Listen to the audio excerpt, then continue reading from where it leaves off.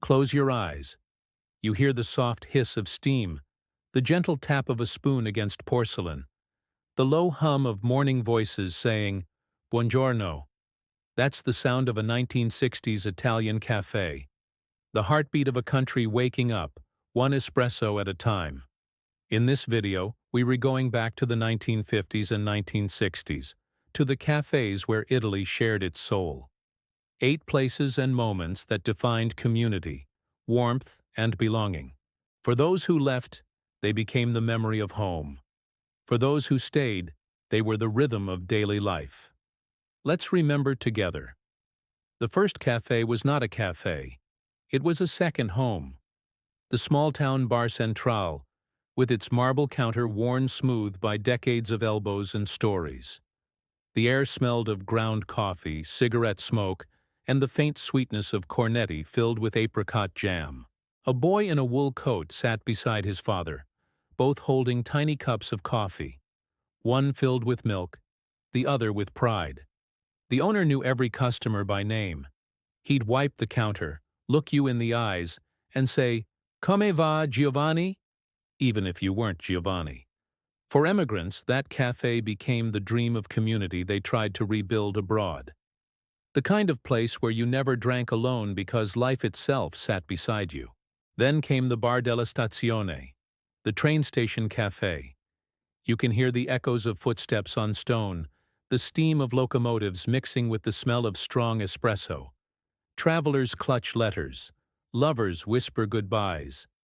A young man heading to Belgium for work drinks his last coffee on Italian soil, his mother pretending not to cry. Later, that same smell, of coffee and iron and salt tears, would haunt him every morning abroad. For the Diaspora, the station cafe wasn't just a place of departure. It was where Italy stayed behind. The Cafe Letterario was for dreamers. Wooden tables stained by ink and wine, cigarette smoke curling into art. Poets, journalists, and students arguing about politics, passion, and the meaning of freedom. The espresso machine puffed like a patient animal, keeping everyone awake through words and hope. The aroma of coffee mixed with the rustle of newspapers and the scratching of pens. For Italians abroad, it was this cafe they longed for on quiet nights.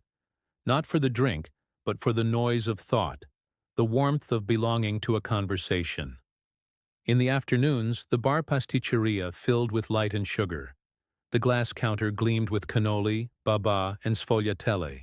Children pressed their noses to the glass, their breath fogging it like a secret. Mothers ordered coffee corretto, just a few drops of sambuca for courage. The room smelled of butter, coffee, and laughter. On Sundays, it was the center of celebration, a place where no one left without a pastry box tied with string. Abroad, Italians tried to recreate that sweetness with bakeries, but the taste of home was always just out of reach, like the smell of something baking in another room. In the evenings, men gathered at the bar sport, the clink of espresso cups replaced by the shuffle of playing cards, and the static crackle of the radio broadcasting a football match. Cigarette smoke hung low, and every goal was felt like a heartbeat. Someone argued about Milan, another defended Juventus, but it always ended in laughter and a handshake. For emigrants, the bar sport became a way to remember identity, to argue passionately about something that mattered, not because of football, but because it made them feel Italian again. Take a moment. Close your eyes again. Can you hear it? The hiss of steam, the click of cups, the laughter that rises and fades. That's the Italy we're remembering today. The Italy that lived between sips of coffee and moments of silence. Let's continue. Then there were the seaside cafés, open doors, sun on terrazzo floors, the smell of salt carried by the wind. Fishermen with weathered hands drank caffè ristretto, their cups leaving rings on marble tables. Tourists strolled by, but the locals stayed, anchored by routine and friendship. When emigrants saw the sea in foreign lands, they remembered this sound. Spoons stirring against porcelain, waves folding onto the shore, voices calling across time. The sixth café, the second most powerful, was the Bar all'Angolo, the neighborhood café on every corner. Its bell jingled every time the door opened, and inside, everything was the same for years. The same posters, the same radio songs, the same nonna sitting by the window reading Famiglia Cristiana. This was the café where people grew old together, where the owner knew who had passed away before the newspaper did. For Italians who emigrated, this was the memory that stung the most. Not grand cafes or city lights, but the small corner bar that felt like family. Every Italian cafe abroad tried to imitate it, but something was always missing. Maybe the language, maybe the silence between sentences. Then came the Café Elegante, the grand urban cafes of Milan, Turin, and Naples. Velvet seats, mirrored walls, chandeliers that caught the light like captured stars. Waiters in crisp jackets served tiny cups of espresso on silver trays. The sound was quieter, refined. The hum of conversation, the rustle of a newspaper, the scent of perfume mixing with roasted beans. For those abroad, this cafe represented pride. The idea that Italian style wasn't just about fashion, but about grace, even in a simple sip of coffee. Finally, the Bar Notturno, the night cafe. The last light before the city slept. You can almost see the glow spilling onto cobblestones, the lone barista wiping the counter, waiting for one last customer who doesn't want to go home.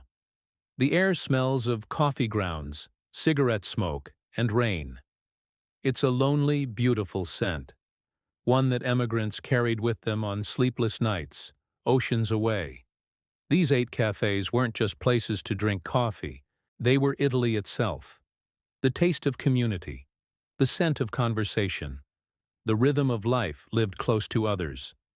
For those who left, they became part of the nostalgia that never fades. For those who stayed, they remain the backdrop of memory, simple, eternal, human. Because Italy wasn't only made of monuments or churches, it was made of cafes, of laughter echoing off marble, of the smell of coffee greeting dawn, of stories whispered between sips. What do you remember most? The hiss of the espresso machine? The sound of cards slapping on the counter? The warmth of the cup between your hands? Share your story in the comments. And if your heart still beats in rhythm with that mocha, subscribe to the Italy we remember. Ciao, and keep the memories alive.